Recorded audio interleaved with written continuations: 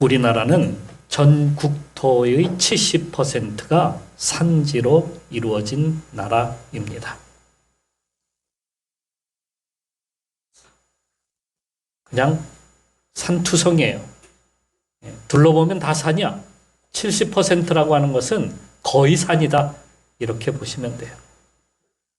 외국에 나가 보면은 산 구경하기가 어려운 나라들이 많아요. 그래서 산을 가려면 차를 타고 30분, 1시간 가야 산을 구경하러 가요.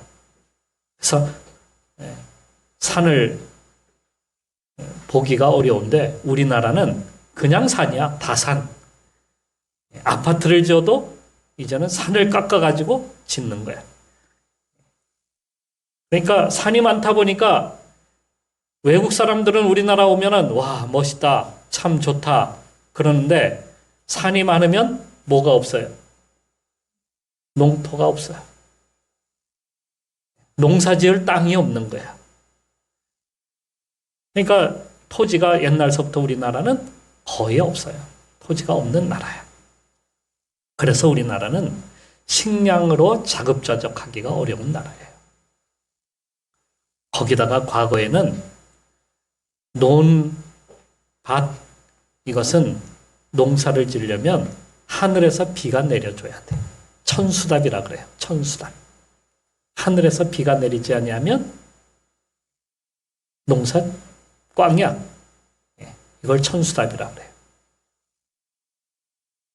그런데 비가 항상 오는 것이 아니야. 또 우리나라는 집중호우, 여름에 장마 요철 있잖아요. 요때 또 집중호우가 내려.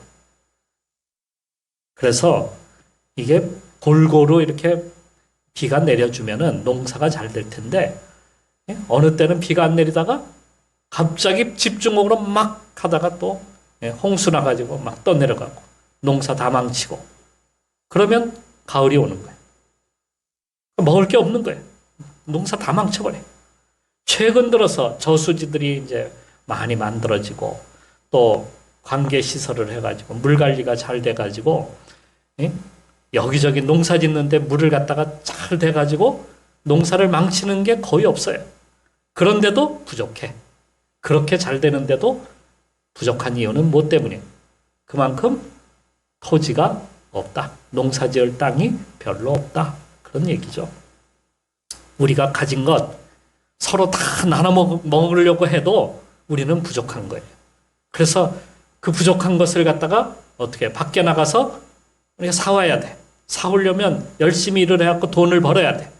우리나라는 수출을 많이 해야 우리나라가 살 수 있는 나라예요. 우리가 스스로 자급자족할 수가 없어요. 우리가 북한을 보면 잘 알아. 북한에 보면 어때요?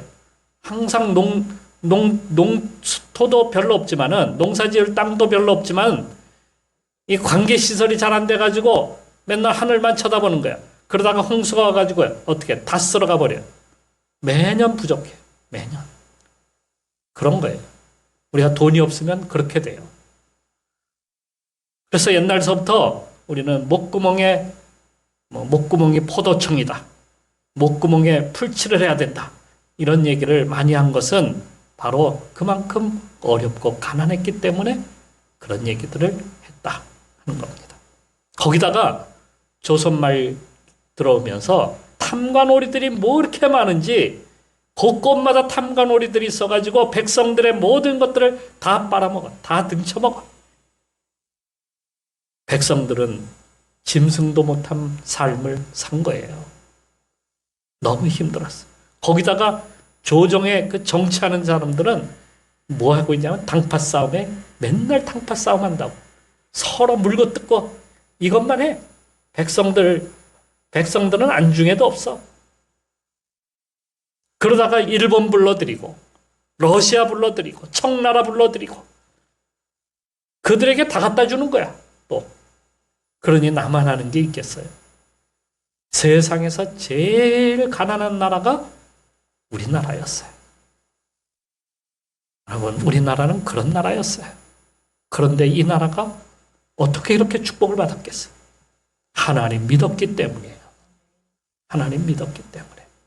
여러분, 3.1운동 당시에 우리나라 인구가 2천만이었어요.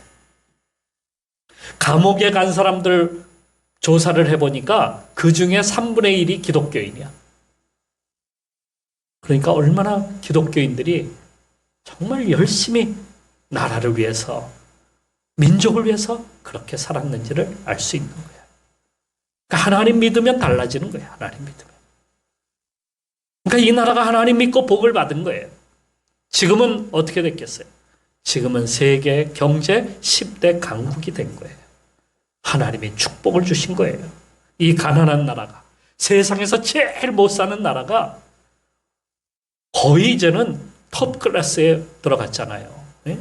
G7 거기에도 초청을 받아서 갔어. 뭐 우리나라 대통령은 갔다 와가지고 이렇게 얘기해. 우리나라가 GA가 됐다. 8번째 국가가 됐다. 이렇게 말할 정도야. 그러니까 우리나라가 얼마나 대단한 나라가 된 거야. 이건 뭐예요? 우리가 하나님 잘 믿어가지고 복을 받은 거예요. 이만하면 우리는 하나님께 감사하고 하나님 앞에 영광 돌리는 삶을 우리가 살아야 되고, 주일마다 교회가 꽉꽉 차가지고 하나님 감사합니다, 이렇게 우리에게 축복을 주셔서 감사합니다 하고 예배를 드려야 되는데, 이상하게 잘 살게 되면 마음이 달라져. 사람들이 돈이 들어오면 사람들의 마음이 달라져. 교만한 마음이 자꾸 들어. 내가 잘나가지고, 내가 잘해서 이렇게 돈 번 거야. 내가 이렇게 똑똑해서 이렇게 잘 살게 된 거야. 여러분, 90년 이전만 해도, 90년대 있죠. 1990년, 90년대 이전만 하여도 우리나라 기독교 인구가 1200만까지 올라갔어요. 그런데 지금 우리나라 기독교 인구가 600만 조금 넘어. 얼만큼 줄은 거예요? 40% 이하로 줄은 거야. 거의 절반이 줄은 거예요. 절반이. 왜 이렇게 됐겠어요? 물론 기독교가 자기만을 알고 기독교가 욕심이 많다, 그렇게 이기적이다, 그렇게 말하는 사람들도 있지만은, 제가 보기에는 사람들이 돈이 들어오고 잘 살기 시작하니까 그 마음에 교만이 들어가. 교만 덩어리가 우리 속에 막 잔뜩 들어간 거야. 그래서 하나님 앞에 감사하지 않고 자기만을 위해서 살려고 하는 거예요. 돈만 있으면 다 된다는 그러한 그 물질주의가 우리 속에 막 팽배한 거야. 우리 마음에, 우리 생각과 마음을 지배하는 거야, 그게. 하나님이 언제 도와주셨냐는 거예요. 언제 도와주셨어? 이 나라를 하나님이 갑자기 어떻게, 제일 가난한 나라에서 갑자기 어떻게 그렇게 변해? 어떻게 기적이 일어나냐고요. 그거는 우리가 하나님이 도와주시지 않으면 그렇게 될 수가 없는 거예요. 하나님이 언제 도와주셨냐는 그러한 악한, 그런 잘못된 사상이 사람들을 지배하는 거예요. 요즘 아이들에게 꿈이 뭐냐? 건물주 되는 거예요. 그게 꿈이래. 건물주가 조물주보다 위래. 요즘은 그렇게 얘기해요. 그런데 여러분, 우리는 알아야 돼요. 우리 머리 위에 핵폭탄이 지금 놓여 있다는 거. 교만하면 안 돼요, 우리는. 그죠? 핵폭탄이 우리 머리 위에 지금 놓여 있어요.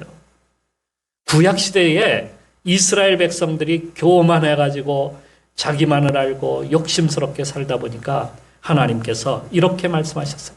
북쪽에 기울어진 끓는 가마를 놓아두었다는 거예요. 지금 기울어져 있다는 거예요. 그 끓는 가마가, 이게 쏟아지면 어떻게 되는 거예요? 예? 남쪽에 있는 모든 유다 백성들, 예루살렘이 다 끓는 가마로 쏟아지는 거예요. 그것처럼 하나님께서 우리 머리 위에 뭘 놓아두셨다? 핵폭탄을 놓아두셨다. 그거 알아야 돼요. 저건 하나님이 터뜨리려고 그러시는 것이 아니야. 그냥 경고하시는 거야, 우리에게. 그러니까 그러기 전에 우리는 어떻게 해야 돼요? 하나님 앞에 돌아와야 돼. 그것만이 살 길이야. 교만했던 거 버리고 겸손하게, 하나님, 이거 모든 것 다 하나님이 주셨습니다. 이거 고백할 줄을 알아야 돼. 우리나라처럼 이스라엘도 농사를 지을 땅이 거의 없는 나라 중에 하나야. 남쪽은 사막지대요. 북쪽은 산지야. 헐몬산 아주 높은 산이 있는데 거기는 사시사철 눈이 있어요. 그래서 거기서 눈이 녹아내려가지고 갈릴리 호수로 내려오는 거예요. 그 물 때문에 그 주위에 있는 그러한 땅들이 푸르게 변했어요. 푸르게. 거기서 농사를 지을 수도 있어요. 숲도 있고 산들도 있고. 그런데 대부분 거기도 산지야. 농사 지을 땅이 많다 적다? 별로 없어. 거기도. 별로 없는 나라예요. 거기다가 우리나라처럼 말이에요. 농사를 짓는데 뭐가 있어야 되냐면 물이 있어야 돼. 그러니까 천수답이야. 거기도 천수답이야. 하늘만 쳐다봐. 하늘에서 비가 내려줘야 돼. 그렇지 않으면 농사 지을 수가 없어요. 그래서 하나님께서 말씀하셨어. 내가 이른 비와 늦은 비를 너희에게 보내주겠다. 그건 뭐예요? 하나님이 비를 주시는 천수답이야. 이른 비는 10월 달에서 11월 달에 내리는 게 이른 비. 늦은 비는 3월에서 4월에 내리는 비가 늦은 비. 이게 우기가 시작할 때 내리는 비와 끝날 때 내리는 비가 적당해야 돼. 그래야지 농사를 짓는 거예요. 이른 비가 내리면 사람들이 씨앗을 뿌려요. 그리고 늦은 비가 내릴 때에 결실을 해요. 이 비가 내리지 아니하면 결실할 수가 없습니다. 이 비를 하나님께서 내가 적당하게 내려주겠다. 이렇게 약속하셨어요. 이게 그들에게는 축복이에요. 하나님께서 비를 주시는 게 축복이야. 이런 복을 받고자 그들은 하나님께 매일같이 기도할 하나님 우리에게 비를 내려주세요. 우리에게 비가 적당하게 내려지게 도와주세요. 우리에게 이른 비와 늦은 비를 주세요. 이게 적당해야 되잖아요. 비를 내려주세요. 갑자기 집중호로 그냥 콱 내려주면 어떻게 되는 거예요? 큰일 나는 거예요. 홍수 나는 거예요. 그러니까 기도할 때 어떻게 기도했겠어요? 이른 비와 늦은 비를 적당하게 내려달라고 기도하는 거예요. 북이스라엘 아합 왕 때에 엘리야 선지자는 이스라엘 땅에 비가 내리지 않겠다. 비를 주시지 않겠다. 이렇게 선포합니다. 하나님이 비를 주시지 않는다는 거예요. 그래서 정말 알고 봤더니 3년 6개월이나 오랜 기간 동안 비가 내리지 않는 거예요. 아니 1년 살기도 어려운데 3년 6개월 동안 뭐 먹고 살았을까? 정말 먹을 것이 없었어요. 모든 물들은 다 말랐어. 그래도 그들은 어떻게 했겠어요? 왜 하나님이 비를 주시지 않았을까요? 왜일까요? 아합 왕이라고 하는 왕이 그 당시에 있었는데 이 왕은 시돈 그 페니키아의 공주 이세벨과 결혼을 하게 됩니다. 당시 이 페니키아는 아주 부자 나라였어요. 이 이세벨, 그 공주 이세벨이 그 땅에 시집 오면서 바알이라고 하는 신상을 가져오게 되는데요. 이렇게 이야기합니다. 그것을 섬기면 그 신이 비와 바람과 적당하게 그러한 것들을 다 주어서 이 땅에 풍년이 들게 할 거야. 그러면 우리 페니키아처럼 우리나라처럼 잘 살 수 있게 된단 말이에요. 그러니까 여러분도 다 무엇을 믿어라? 바알을 믿어야 된다. 이렇게 얘기하는 거예요. 그러니까 여기에 속아서 하나님을 버리고 바알신을 쫓아가기 시작합니다. 이세벨이 가져온 바알신을 그래서 사람들이 믿고 따르기 시작했어요. 거기다가 덤으로 바알신당에 가면 아주 예쁘고 잘생긴 정말 어여쁜 그러한 여자 사제들이 질비해. 그러니까 남자들이 가면 거기에 다 그냥 다 녹아버리는 거예요. 그냥 다 푹 빠져버려. 그러니까 그건 믿지 않을 수가 없어. 다들 넘어가고 말아. 드디어 사람들의 마음에서 하나님이 없어진 거예요. 무엇을 쫓아가니까? 우상, 바알을 갖다가 쫓아가니까. 그래서 하나님께서 비를 주시지 않았던 거예요. 너희들은 바알에게 가서 비는데 내가 왜 비를 주냐? 비가 내리지 않으니까 그들은 모여서 누구에게 제사를 드리는 거예요? 하나님께 아니야. 하나님께 안 드리고 누구에게 가? 바알에게 바알 하면서 거기 가서 제사를 드리고 매일 갔다가 이제는 기우제를 드리는 거예요. 여러분 인디안 기우제 알아요? 비가 내릴 때까지 제사 드리는 거예요. 예? 그리고 나서 비가 오면 이건 우리 기도가 응답했다 그러는 거예요. 인디안 기우제를 드리기 시작하는 거예요. 매일 가서 제사를 드리는 거예요. 그러니 백성들의 삶이 말이 아니에요, 이거는. 3년 이상 기근이 계속되니까 어찌 살아날 수가 있겠어? 정말 죽을 것 같아요. 야고보서는 이렇게 쓰고 있습니다. 엘리야는 우리와 성정이 같은 사람이로되 그가 비가 오지 않기를 간절히 기도한즉 3년 6개월 동안 땅에 비가 오지 아니하고 다시 기도하니 하늘이 비를 주고 땅이 열매를 맺었느니라. 엘리야가 갈멜산에서 가짜 신 바알 그 제사장들을 갖다가 350명을 갖다가 다 처단시켜 버렸어. 그리고 어떻게 했겠어요? 하나님 앞에 나가서 갈멜산 꼭대기에 올라가서 간절하게 하나님 앞에 비를 주시기를 위해서 기도할 때에 하나님께서 그 땅에 비를 주셨다 안 주셨다? 예, 비를 주셨다. 비가 억수로 내리기 시작했어요. 그동안 메말랐던 모든 것들이 다 적셔지고 그리고 여기에 말씀처럼 땅에 열매를 맺게 되었다라고 이렇게 쓰고 있는 겁니다.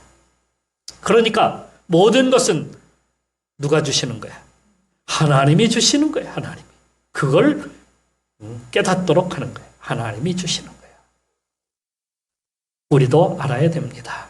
우리에게 매일같이 주시는 양식, 우리에게 필요한 것들로 채워주시는 것. 누가 주시는 것? 하나님이 주신다. 자, 따라서 해보세요. 하나님이 주신다. 이 믿음 갖고 나가시기를 축원합니다. 하나님께서 이 모든 것을 우리에게 주셨다는 것을 깨닫게 하는 날이 무슨 날이냐면 바로 이 맥주절, 77절이라고 부르기도 합니다. 이걸 깨닫게 하시는 날이 기념일, 우리는 기념일 하면은 뭐가 생각나요? 내 생일이 생각나고 결혼 기념일이 생각나고 그런데 그 다음에 뭐가 생각나요? 한참 있다가 부모님 은혜, 어버이날이요. 그렇게 생각해. 어버이날은 부모님 은혜에 감사하는 날 아니에요. 그런데 하나님께서 우리에게 기념하는 날을 주셨는데 그 날이 바로 맥추절이야. 맥추절. 이 맥추절은요. 77절이라고 불러요. 그러니까 6월절이 지나고 6월절이 그 지난 다음 날부터 계산을 하는 거야. 그러면 77절이 언제예요? 50번째 되는 날이잖아. 그 50번째 되는 날이 무슨 날이라는 거예요?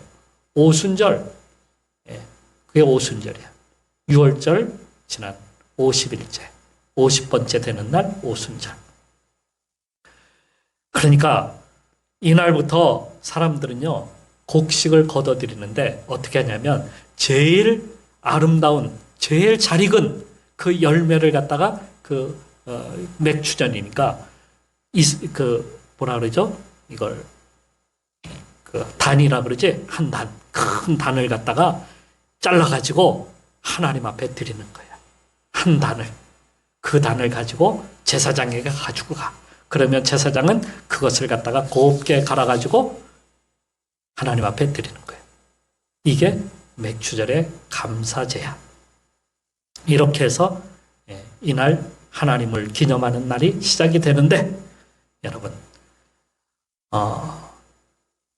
추수감사절은 그렇게 해서 하나님께서 우리에게 비를 주시고 우리에게 해를 주시고 바람을 주시어서 결실하게 해주셔서 감사합니다. 하나님의 은혜를 갖다가 생각하는 날, 그날이 그 감사하는 날이 바로 감사절이다.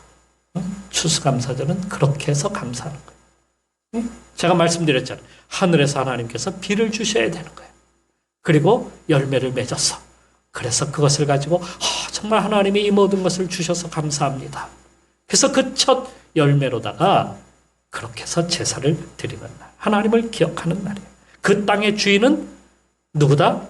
하나님이시다. 그리고 결실을 도우신 분도 하나님이시다. 그 모든 것을 주시는 것, 그러기에 첫 번째 익은 것을 하나님께 드리는 거예요. 하나님 것이니 하나님께 드리는 것이 마땅한 거예요. 하나님, 그러나 모든 것을 하나님이 다 가져와라, 그렇게 말씀하시는 것이 아니라 그냥 첫 번째 것만 가져와라. 이렇게. 왜? 그건 내 거니까. 하나님의 것이니까. 내 것이니까 가져와라. 그러니까 우리는 뭐예요? 내가 주인이 아니라 누가 주인이라는 거예요? 하나님이. 여러분, 어떤 사람은 예전에 보면은 밭을 갖다가 빌려가지고 소장농 하는 사람들 있잖아요. 소장농들이 그렇게 했잖아요. 빌려가지고 농사를 져. 그러면 그 중에 일부분은 누구에게 갖다 주는 거예요? 주인에게 줘야 돼. 소장농은. 예? 어떤 주인은, 아주 나쁜 주인들은 어떻게 해요? 야, 거기에 절반은 나한테 갖고 와. 그럼 절반 주고 나면 남는 게 뭐가 있어? 얼마 없잖아요. 그죠? 좋은 주인들은 그냥 쌀한가비만 그냥 줘. 이렇게 하면 안 되니까. 하나님은 어떻게 했으냐면 그냥 좋은 것 중에 열매를 가지고 그냥 나에게 줘. 첫 번째 열매, 그걸 줘. 그러면 내가 그것을 받고 기뻐할 거야. 하나님이 이렇게 좋으신 하나님이요. 그런데 언제부터인가 이스라엘에서는 이것조차도 지키지 않는 거야. 이것조차도. 하나님이 많이 달라고 한 것도 아닌데, 그냥 내 건데, 하나님이 말씀하실 때 내 건데, 그냥 첫 번째 익은 것만 달라고 하셨는데도 요걸 하지도 않는 거야. 왜 하지 않는 거야? 요걸 지키기 다시 시작한 것이 언제였냐면은, 느헤미야가 언제? 느헤미야가 포로, 바벨론의 포로로 잡혀간 다음에 이스라엘 백성들을 이끌고 다시 돌아오잖아요. 그래서 성벽을 쌓고 성전을 완성해요. 그리고 제사를 시작해요. 그때예요, 그때. 느헤미야가 이 성벽과 성전을 다 완성시켜 놓고 이제 제사를 드릴 때 에스라가 선포를 해. 여러분, 이제 우리가 하나님 앞에 11조를 드립시다. 이제 우리가 첫 번째 열매를 하나님 앞에 드립시다. 이게 느헤미야 10장 35절에 기록하고 있어요. 그때 이스라엘 백성들이 우리가 하나님 앞에 첫 열매로 드리겠습니다. 결단을 했어요. 그러니까 그 이전에는 드렸다 안 드렸다? 안 드렸다는 거야. 이 사람들은 떼어먹었다는 거야. 한마디로. 그것조차도 떼어먹은 거야.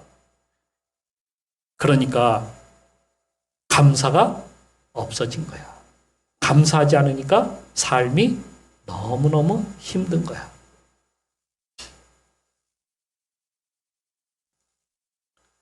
그러니까 언제서부터 감사가 없어진 걸까요? 앞에서 엘리야 시대에 그 이야기를 했잖아요. 그러니까 그들이 다른 신, 곧 우상을 섬기고 쫓아가면서부터 하나님 버리기 시작하니까 하나님 앞에 감사할 게 없잖아요. 우상에게 갖다 주고 다른 신에게 다 갖다 주고 미신 믿는다고 점쟁이에게 다 갖다 주고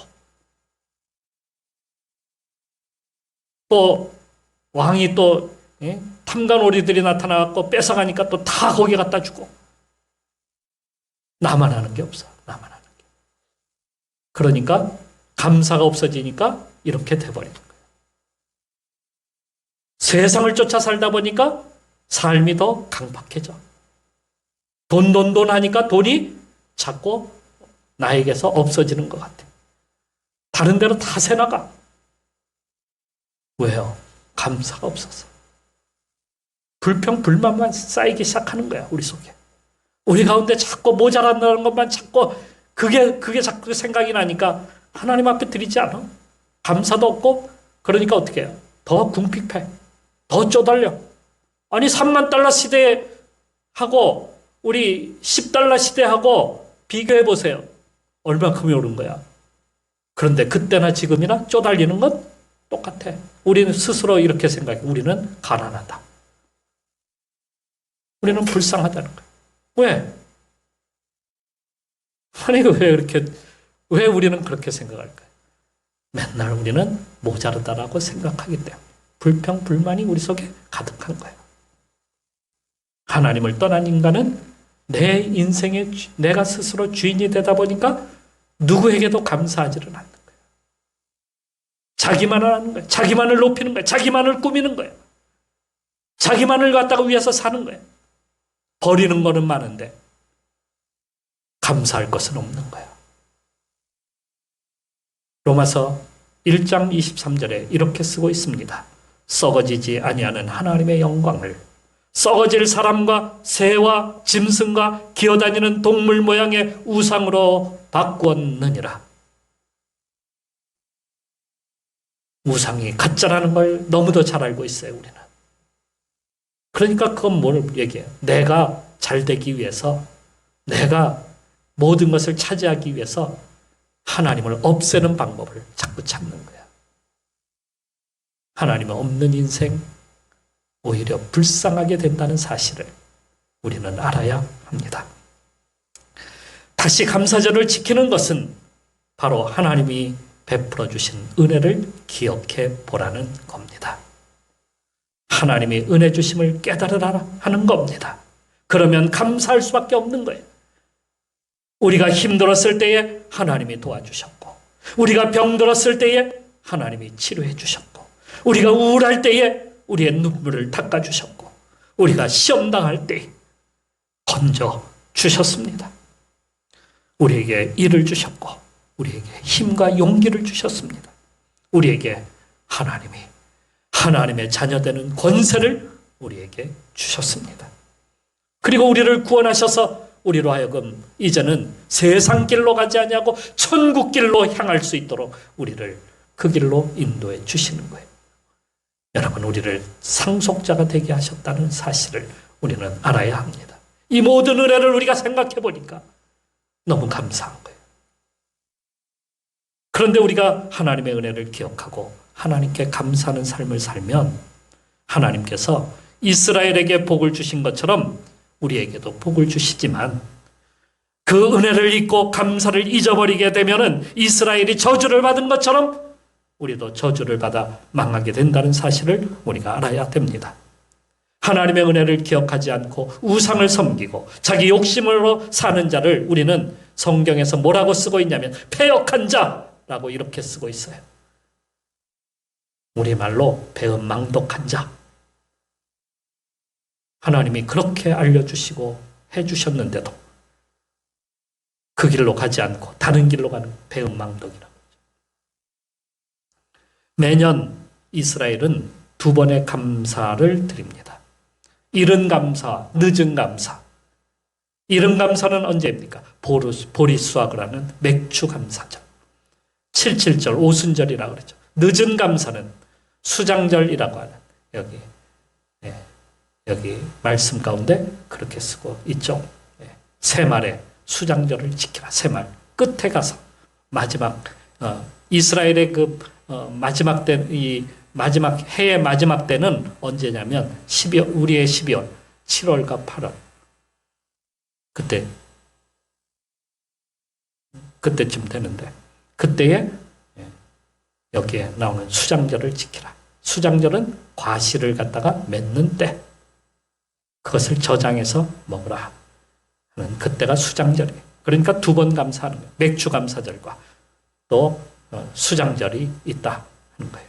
우리가 보통 추수감사절 하면은 언제냐면 수장절이라고 이렇게 이야기하는 거고요. 맥주 7.7절이는 맥주감사절이라고 이렇게 부르는 거예요. 거기에 이 맥주감사절은 초실절과 함께 시작을 합니다. 초실절은 그러니까 6월절이 지난 다음 날, 그날을 갖다가 초실절이라고 그래요. 이 초실절에 무엇을 하냐면 농부가 밭에 가갖고 혹시라도 열매 익은 것이 없는지 샅샅이 뒤져요. 그래서 그 열매 한 가지 하나를 따요. 익은 것. 이게 초실절, 첫 열매라고 이렇게 부르는 거죠. 그리고 그러면 77절 맥주절에 가서는 그러면 어떻게 합니까? 그럼 다 늘어드린다 그랬죠. 다 늘어드리는 거예요. 자, 예수님께서 언제 부활을 하셨을까요? 6월절 지난 다음 날 여인들이 예수님께 향품을 넣어드리려고 하다가 무덤이 비어있는 것을 보게 됐어요. 그리고 예수님이 부활하신 것을 알게 되었어요. 그날이 바로 초실절 시작하는 날이에요. 그러니까 예수님은 초실절에 부활을 하신 거예요. 첫 열매가 되신 거예요. 바울은 이를 갖다가 부활의 첫 열매라고 이렇게 불렀어요. 우리를 구원하시기 위해서 자신을 내어서 십자가에 달려 돌아가시고 3일 만에 부활하셔서 우리에게 부활의 열매가 되셨는데 그날이 바로 첫 열매로 하나님 앞에 드리는 날이었다는 말씀입니다. 그리고 나서 50일이 지났어요. 49일이 지났어요. 오순절날 무슨 일이 일어납니까? 성령의 역사가 막 그 위에 쏟아진 거예요. 뭐가 오는 것처럼, 비가 쏟아지는 것처럼, 하나님께서 비를 주시는 것처럼 오순절에 하나님께서 성령으로 그들 위에 임하게 하여 주셔서 그 다음부터 뭘 하기 시작을 했어요? 구원의 열매를 얻기 시작을 하는 거예요. 이게 바로 오늘 우리들의 맥주절이에요. 맥주감사절은 그러한 축복이 있는 거예요. 우리 영혼을 구원하시기 위하여 주님께서 십자가에 달려 돌아가셔서 첫 열매가 되셨는데 오순절날 이제 열매가 걷어들이기 시작하는 거예요. 구원의 열매. 오늘 여러분에게 구원의 열매가 풍성하게 맺히기를 주님의 이름으로 축원합니다. 2001년 9월 11일 미국이 무너졌다라고 그렇게 말하는 날이었어요. 곧 그날, 그러니까 9.11 테러 사건이 일어난 날, 미국 맨하탄에 있는 세계무역센터 빌딩, 쌍둥이 빌딩이 그냥 무너져 내리고 말았습니다. 그로 인해서 수많은 시민들이 목숨을 잃어버렸습니다. 그 무너진 잔해 속에서 마지막으로 살아남은 한 사람이 있었는데요. 일관 64층에서 일하는 지넬 구스만이라고 하는 31살 먹은 여성이었습니다. 그녀는 잔해 속에서 27시간 동안 꼼짝하지 못하고 갇혀 있다가 극적으로 마지막에 구출이 되었는데요. 그녀의 고백이 정말 놀라웠어요. 절망적인 상황 속에서 그녀는 하나님께 간절하게 기도했습니다. 얼마나 기도를 드렸는지 의식이 점점 희미해져 가고 이제 꺼져가기 시작합니다. 아, 이제 나는 죽을지도 모르는구나. 그래도 하나님, 저를 여기서 구원해 주세요. 여기서 나가게 도와주세요. 하고 있을 때에 어디선가 구조대원의 목소리가 들려왔어요. 외치는 소리가. 이름이 폴이라고 하는 구조대원의 손이 자기에게 내려오는 것을 느꼈어요. 그녀는 그 구조대원의 손을 갖다가 꼭 붙잡았어요. 그리고 얼마 후에 그녀는 구조가 되었습니다. 병원에 입원해서 회복이 된 후에 지넬은 자기에게 그렇게 두려움 가운데 힘들 때에 막 희미해져 가고 있을 때에 손을 붙잡아주고 당신은 살 수 있어. 그렇게 용기를 주었던 폴이라고 하는 구조대원을 찾아서 감사하기로 마음을 먹었습니다. 그래서 그 구조대원을 찾기 위해서 가서 폴이라는 이름을 찾아보았는데 폴이라는 이름을 가진 구조대원은 아무도 없었던 거예요. 아무도 없었어요. 그 구조대원은 어디서 온 걸까요? 그 구조대원은 누구일까요? 그녀는 알게 되었습니다. 그 구조대원은 자신이 힘들고 고통스러워하고 두려움에 빠져 있을 때에 찾아와서 붙잡아주고 용기를 주신 하나님이시다. 하는 것을 알게 되었습니다.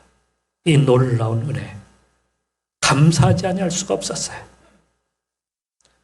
그래서 그녀는 감사절이 되면, 감사절이 올 때마다 사람들 앞에 나가서 자기에게 이렇게 죽음 가운데서, 그렇게 절망 가운데서, 두려움 가운데서 자기를 건져주신 하나님을 증거하며 절망에 빠진 사람들에게 용기를 주는 일을 계속해 나가고 있다고 합니다.